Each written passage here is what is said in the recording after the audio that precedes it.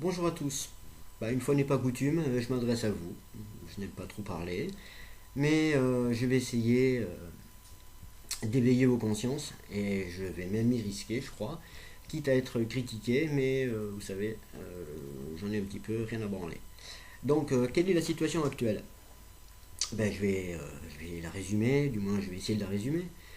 Chaque jour, il faut juste le savoir, l'État pétainiste surveille et poursuit des personnes de tous bords. Des écrivains, bien sûr, des intellectuels au sens large, des historiens surtout, et des Français lambda devant des tribunaux qui sont complètement corrompus. L'État assassine plus de 500 personnes par jour. L'État règle la carte des personnes handicapées, fauche les personnes âgées, fauche les retraités. L'État torture des entrepreneurs, égorge les agriculteurs, extermine les Français après les avoir réduits à un esclavage moderne et cauteleux, mais entretient comme une pute des immigrés clandestins, donne 800 € par mois à ces immigrants clandestins, offre des retraites à des gens qui n'ont jamais cotisé de leur vie. L'État finance des édifices religieux importés de notre monde barbare et détruit des édifices religieux hérités de notre histoire. L'État finance aussi des manipulations génétiques.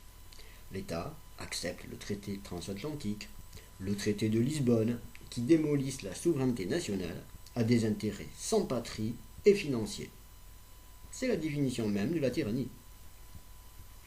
Après, on dit que les Français n'acceptent pas de changement, mais on n'a jamais eu autant de changements en si peu de temps. Ce changement est, qu'on le veuille ou non, une réalité. Une destruction sans précédent. Même les nazis n'ont pas réussi à détruire ce que l'État actuel est en train de détruire, c'est-à-dire la santé, l'éducation, la justice, les commerces, les industries, en somme tous les cerveaux. Nous acceptons néanmoins le chaos qui est conduit par un groupe d'extrémistes qui a pris le contrôle de l'État.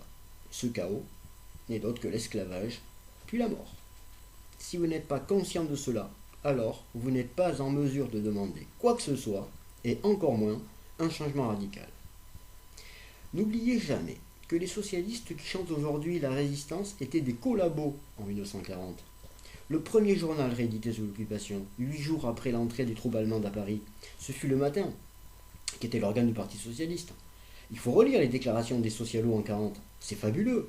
L'amitié entre les peuples, la tolérance, l'accueil, tout y était, comme aujourd'hui en 2015. Des résistants, eux. Mais couilles, oui, des résistants.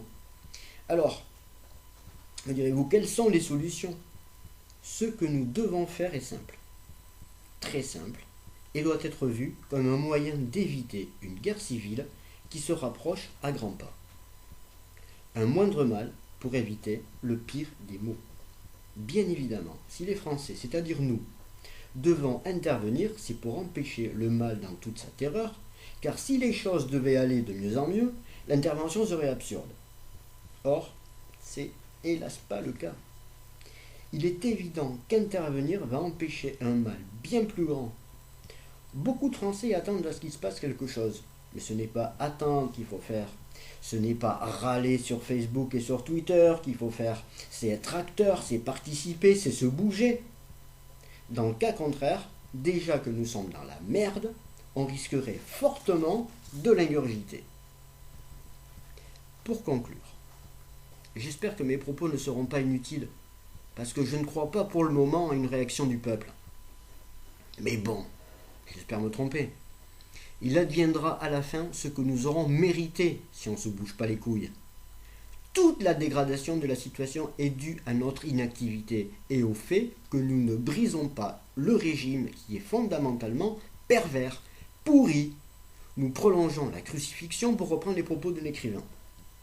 Il est donc évident que notre devoir est d'agir. Et il est tout aussi évident que les ravages de la situation actuelle française sont dus à l'inactivité des Français. Oui, à notre inactivité. Cette passivité aura pour châtiment le cataclysme final. Mais si vous ne souhaitez pas de ce changement qui mènera à votre perte, de toute façon, c'est que vous ne le méritez pas.